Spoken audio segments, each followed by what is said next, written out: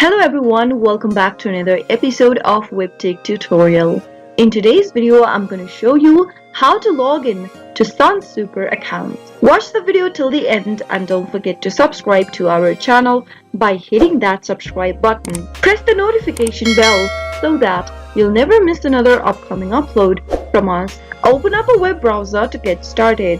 In the web address bar, type in www.sunsuper.com.au and press enter. You'll be able to see that the website URL has changed to www.australianretirementtrust.com.au since SunSuper has now been changed to Australian Retirement Trust. To log into your account, go and click on the login button at the top right from the main official web page. You can log in as a member, as an employer, advisor, or trustee. Select any one option you'd like to continue with and give it a click.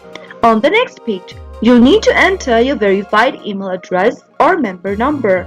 Go ahead and type in the credential as it asks you throughout the process. Enter your email and your password.